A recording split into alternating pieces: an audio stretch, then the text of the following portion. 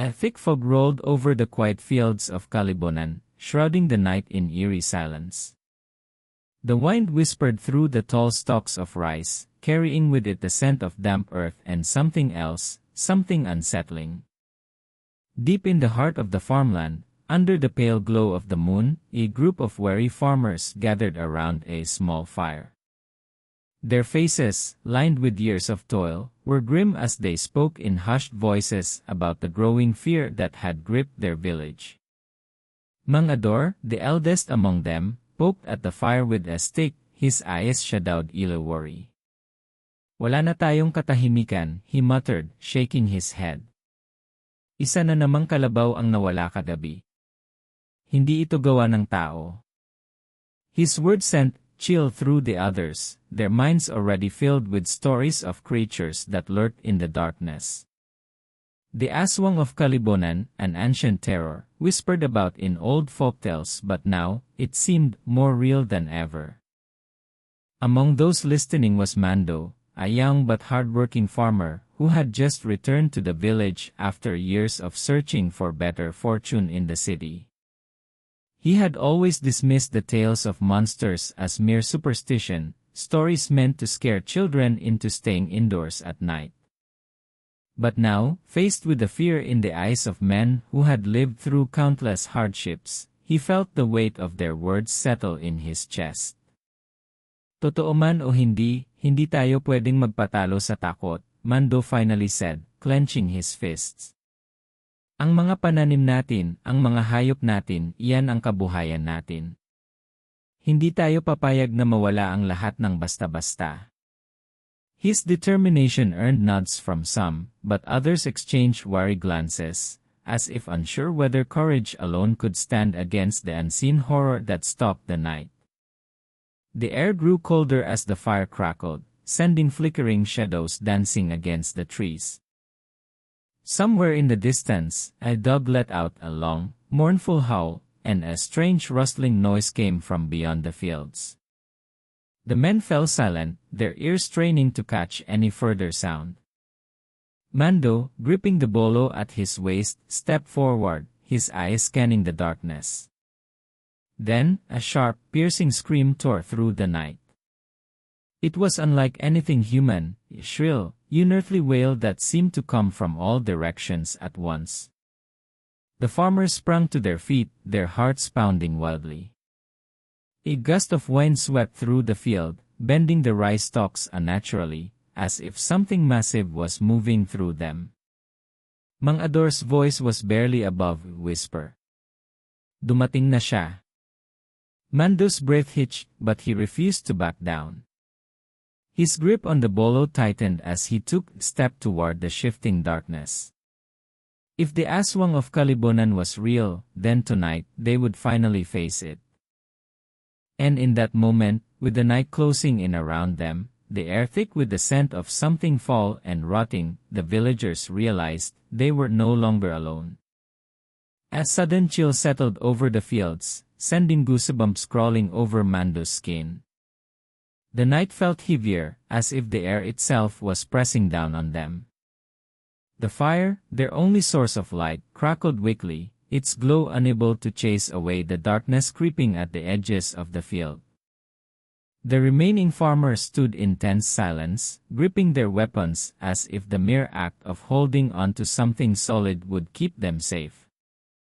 Then, the rice stalks parted again, this time with slow, deliberate movement. It was no longer the erratic rustling from before. It was steady, unhurried, as though whatever lurked beyond the firelight wanted them to know it was there. Watching. Waiting. Mando took a cautious step forward, raising his bolo slightly. Kung gusto niyang umatake, bakit hindi pa niya ginagawa? His voice was firm, but he couldn't hide the unease tightening his chest. Mang Ador's gaze remained fixed on the shadows. Hindi siya basta pumapatay, he murmured. Gusto niyang takutin muna tayo. Pasukin ang isip natin. The thought sent a fresh wave of dread through the group. They were farmers, not warriors. They had faced storms, droughts, and the hardships of the land, but this was something else entirely. Something they were never prepared for. Another burst of laughter rang out, this time closer. It was deep, guttural, almost human, but wrong in a way Mando couldn't explain. His grip on the bolo tightened. He refused to let fear paralyze him, but the longer he stood there, the more he felt something creeping into his mind, like an unseen force whispering doubt, urging him to run. Then, a voice. Low, rasping, but undeniably human. Alam kong nandyan kayo. The farmer stiffened. Mando's blood ran cold. The voice didn't belong to any of them. Slowly, from the darkness, a figure emerged. At first, it looked like an old man, thin, hunched, draped in tattered clothing. His skin, illuminated faintly by the fire, was pale and stretched too tightly over his bones. His eyes, sunken and hollow, gleamed unnaturally in the dim light. He walked with an odd, shuffling gait, his head tilting slightly as if studying them. Mang Ador exhaled sharply, his knuckles white around his staff. Hindi tao yan, he muttered under his breath. The figure stopped just outside the fire's reach, his lips curling into a slow, eerie smile. Matagal ko nang pinapanood ang mga tulad ninyo, he said, his voice carrying an unnatural smoothness. Lahat ng may-ari ng lupaing ito pare-pareho. Mando felt his breath hitch. Ano nang ibig mong sabihin? The figure chuckled, a dry, wheezing sound. Kayo ang dumating dito. Kayo ang nag-angkin ng hindi sa inyo. His voice turned sharp, filled with quiet malice. Matagal ng pag-aari ng kagubatan ang lupain ito. At ngayon babawin ko na ito. The fire flickered violently as if a strong wind had swept through, and for the first time that night, the men truly understood. This was no ordinary aswang. This was something older, something tied to the land itself. And it was no longer just watching. It was coming for them. The fire wavered, casting twisted shadows over the gaunt figure standing at the edge of the light. His eyes, dark and sunken, bore into Mando's, as if peeling away every layer of doubt and hesitation inside him. The air felt thick, pressing down on the farmers, their breath shallow, their hands damp with sweat. No one dared move. Even the insects that once hummed in the night had gone silent. Mando swallowed hard, forcing himself to stand his ground. Hindi mo pwedeng angkinin ang lupa na hindi mo na tinatamnan, he said, his voice steady despite the fear clawing at his throat. Ang mga magsasaka ng Kalibonan ang bumuhay sa lupain ito. Ang dugo at pawis namin ang nagpalago ng ani. Hindi mo kami matatakot. The figure's smile widened, slow and deliberate, as if amused by Mando's defiance. He took a step forward, and though the firelight barely touched him, his presence seemed to pull at the very air around them. The rice stalks bent unnaturally in his wake, as if bowing to his will. Ang akala niyo ba kayo ang may-ari ng lupang ito? His voice was smooth, but beneath it lay something else, something ancient, something patient. Hindi niyo naiintindihan. Ang Kalibonan ay may utang. At ako ang maniningil. Mang Ador let out shaky breath. His fingers twitched around his wooden staff, knuckles white from the grip. May nangyari noon, hindi ba? His voice was hoarse, as if dredging up an old memory buried deep within him. May kasalanang hindi na itama. The figure's smile faded. His eyes darkened, his shoulders stiffening. For the first time, a flicker of something unspoken passed through his face. Tama ka, matanda. His voice dropped to a whisper, but it slithered into the ears of everyone present, curling around their thoughts like smoke. Ang unang mga magsasaka na dumating dito pumutol ng hindi dapat putulin. Pinaslang ang hindi dapat pinaslang. At ngayon, ang utang na iyon ay kailangang bayaran. A shudder ran through the men. Mando clenched his teeth. He didn't know what had happened in the past, what sins were committed those before him, but he knew one thing, the people here now were not to blame.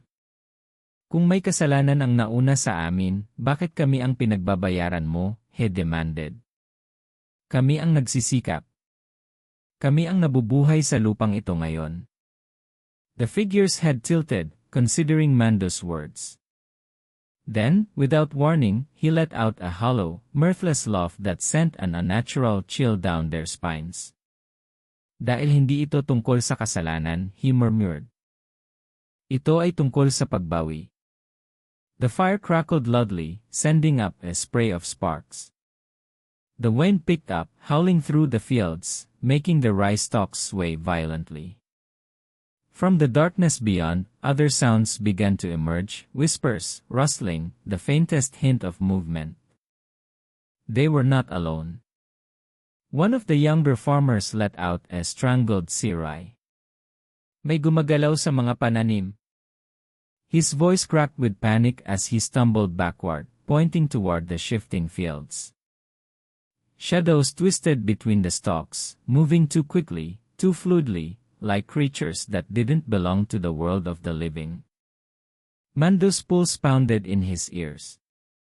He could feel it now, the weight of something unseen pressing against them, surrounding them. It was not just the man standing before them. It was something more. Something waiting beneath the soil, something lurking between the trees. Mang Ador gritted his teeth. Wala tayong ibang paraan kundi lumaban. But Mando wasn't sure if this was a battle they could win. The fire burned lower, the darkness pressing in closer. And from the fields, the whispers grew louder. The whispers grew into chorus, low, guttural murmurs that seemed to come from everywhere at once. Mando's breathing grew ragged, his grip tightening on his bolo. He had faced danger before, wild animals, brutal storms, the unforgiving hardships of the land, but this was different. This was something beyond reason, beyond anything he could fight with his own two hands. The fire flickered dangerously low, casting only faint, desperate light against the encroaching darkness. The figure standing before them had not moved, but there was something in his posture, in the way he seemed to loom larger despite his frail frame, that told Mando this was only the beginning. The shadows around him stretched unnaturally, slithering across the ground like living things. Then, from the fields, the first scream rang out. One of the younger farmers, barely past his teenage years, stumbled forward, his face pale with terror. May humila sa kanya, he gasped, pointing frantically at the place where another man had been standing just moments before. Now, there was nothing, just bent rice stalks and darkness. Mando's heart pounded. Huwag kayong magkawatak-watak, he barked, trying to keep the remaining men together. He knew the moment they scattered, it would be over.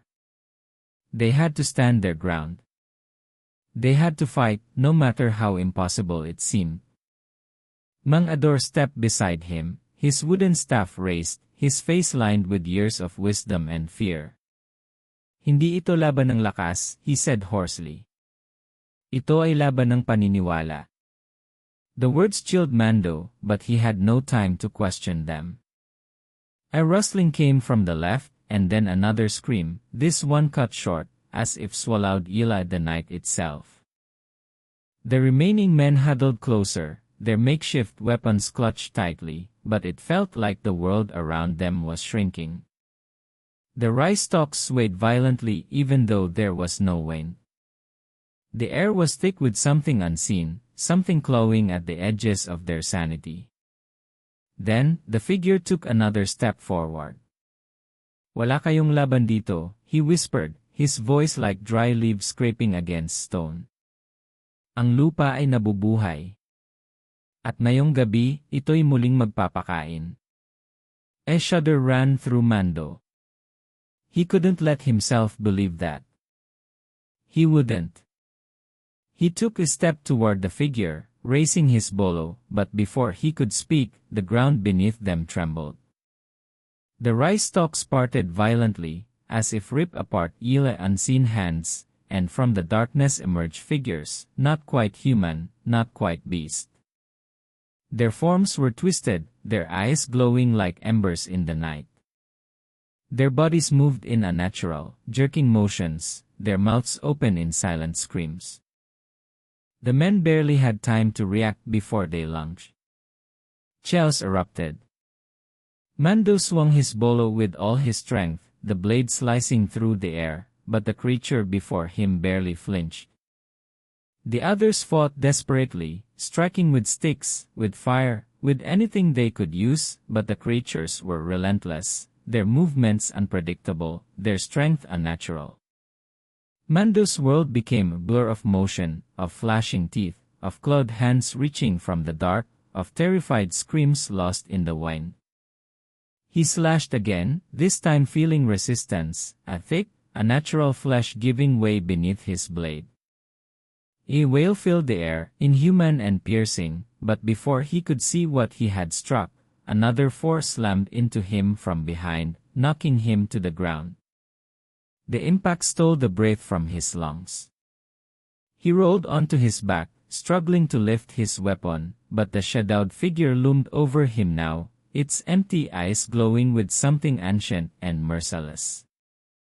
Mando knew he was seconds away from the end. But just before the darkness swallowed him whole, Mang Ador's voice rang out, loud, clear, and filled with something stronger than fear. And then, for the first time that night, the darkness hesitated. Mang Ador's voice cut through the chaos, not with fear, but with something deeper, something commanding. His words were not a prayer, nor a plea, but challenge. Hindi mo kami kayang kunin, he growled, his voice steady despite the terror swirling around them. Dahil ang utang na sinasabi mo hindi sa amin. For the first time that night, the air shifted. The creatures that had emerged from the fields hesitated, their twisted forms recoiling slightly, their glowing eyes flickering as if uncertain. Even the gaunt figure looming over Mando stiffened, his hollow gaze locking onto Mang Ador. Mando sucked in a breath, his chest burning from the weight pressing down on him. He didn't understand what was happening, but he could feel it, something had changed. The darkness, once suffocating, had faltered, if only for a moment. He forced himself to move, gripping his bolo as he staggered to his feet. Ano nang ibig mong sabihin, Mang Ador? He rasped, eyes darting between the old man and the figure that had nearly ended his life. Mang Ador's grip on his staff tightened. Ang kwento ng Kalibonan matagal nang mali ang pagkakaintindi natin, he said, his voice strained but firm. Hindi ang lupa ang may utang. Hindi ang mga magsasakang nandito ngayon. He took a step forward, his eyes never leaving the dark figure. Pero may isang nagkasala at siya ang tunay mong hinahanap. The wind howled through the fields, carrying with it something deeper than sound, an unseen force, a shift in the balance of something ancient. The figure's expression twisted, his once amused smile fading into something else. His fingers twitched at his sides, his long, skeletal frame seeming to quiver, as if he were struggling to contain something bubbling beneath his surface. Then, a whisper. Not from the fields, not from the creatures, but from him. Hindi, the voice was softer now, no longer carrying the weight of unshaken certainty. His eyes, dark as they were, flickered, just for a moment, with something human. And that was when Mando saw it. The shadows around the figure were not just growing, they were shifting, changing. They curled around him, writhing like living things, no longer controlled but desperate to consume. And in that moment, the realization struck like a bolt of lightning. This man, this thing, was not just the one collecting the debt. He was part of it. Mando's breath hitched. Ikaw ang may utang, he murmured, his voice barely above a whisper. The figure's head snapped toward him, his expression twisting into something between rage and anguish. "Huwag mong sabihin ang hindi mo naintindihan," he hissed, but there was a tremor in his voice, something that hadn't been there before. Mang Ador stepped closer. Ang unang mga tao na nag-angkin sa lupaing ito, hindi lang basta ng agaw. May pinatay sila, hindi ba? His voice was cold, unrelenting. At isa ka sa kanila. The creatures lurking in the fields shifted restlessly, their whispering voices growing louder, as if feeding off the truth that had finally surfaced. The ground beneath them trembled, but this time, it wasn't from the darkness trying to consume them, it was from the darkness trying to claim him. Mando gritted his teeth, stepping forward despite every instinct screaming at him to run. "Ikaw ang unang taksil sa lupang ito," he said, his voice stronger now. "Ikaw ang pumatay sa dapat ay pinangalagaan mo." He met the figure's gaze, seeing the fury, the denial, the fear. At ngayon, hindi mo na matatakasan ang sarili mong kasalanan. The figure let out a guttural sound, not quite a scream, not quite a roar. His form twisted, the shadows tightening around him like chains. The creatures around them recoiled further, no longer hunting, no longer driven by hunger.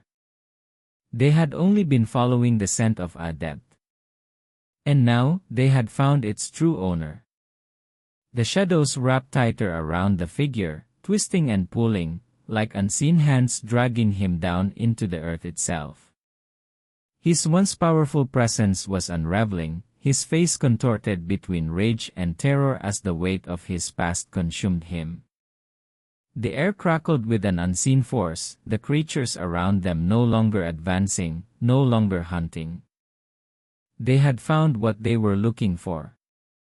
Mando felt the tension in his chest ease just slightly, but he didn't lower his weapon. He could feel it, this wasn't over.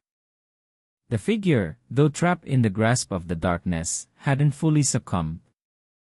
His eyes, flickering with something unnatural, darted toward Mando and Mang Ador, filled with desperate hatred.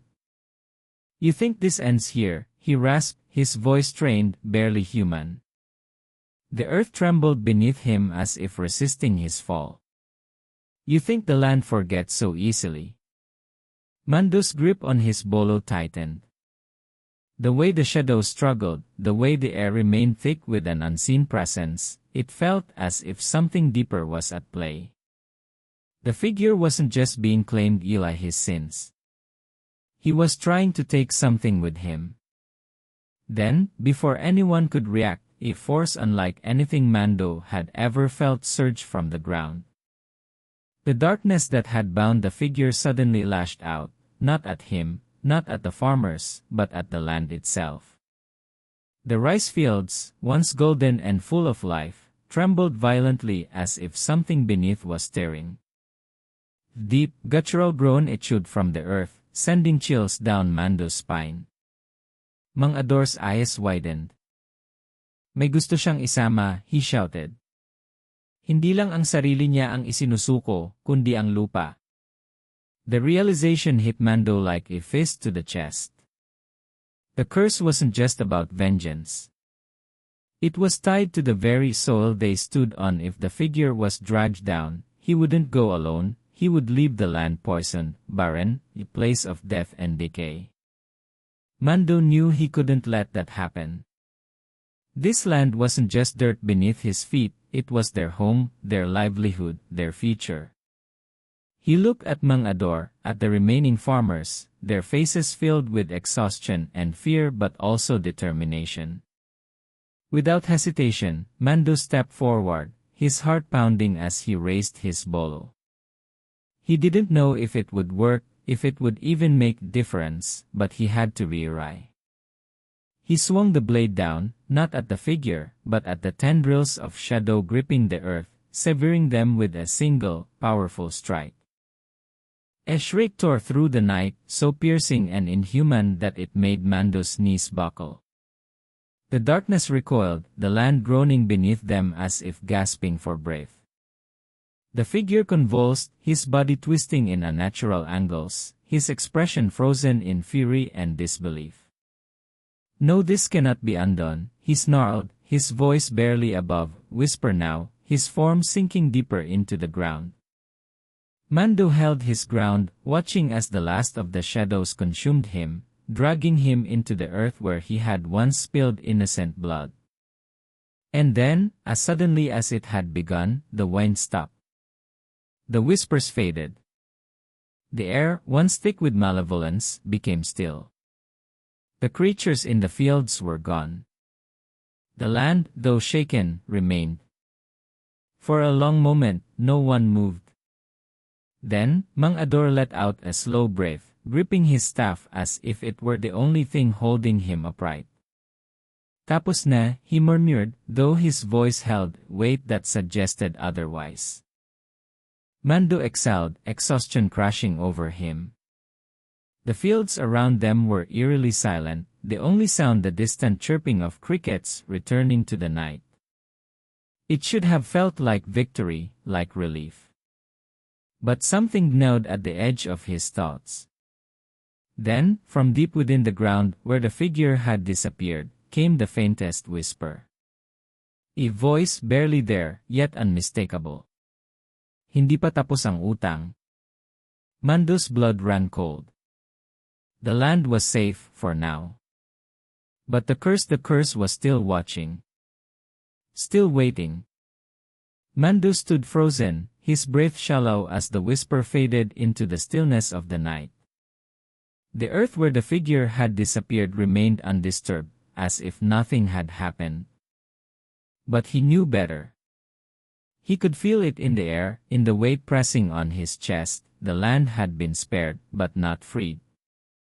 Mang Ador placed a hand on Mando's shoulder, his grip firm but gentle. "Wala nang dapat gawin ngayon," he said quietly. "Ang mahalaga, buhay tayo at ang lupa ay hindi na kinuha."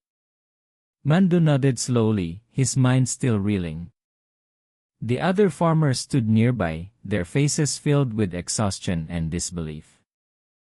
Some clutched their weapons, as if expecting the nightmare to begin again at any moment. But nothing came. Only silence. After a long pause, someone finally spoke. "Ano na ang gagawin natin?" one of the younger farmers asked, his voice hoarse. Mang Ador exhaled heavily, looking around at the damaged fields. "Magtatanim ulit tayo," he said simply. "Tulad ng dati." The words, though ordinary, carried a weight that settled deep in Mando's chest. Life would move forward. That was what they had always done, what they had to do as they made their way back to the village. The first light of dawn touched the horizon, painting the isle in soft hues of orange and pink. It felt strange, almost unreal, after the horrors of the night. The warmth of the rising sun should have been comforting, but Mando couldn't shake the feeling lingering inside him. The village was eerily quiet when they arrived, the doors of the houses still shut tight, as if the people inside were afraid to acknowledge what had happened. But when the farmers walked through the narrow paths, carrying the weight of the night on their shoulders, one by one, the doors opened. Curious eyes peeked out, hesitant voices whispered. Then, an old woman stepped forward, her wrinkled face lined with understanding. "Nakita ko ang apoy sa bukid," she said softly. "Narinig ko ang hangin."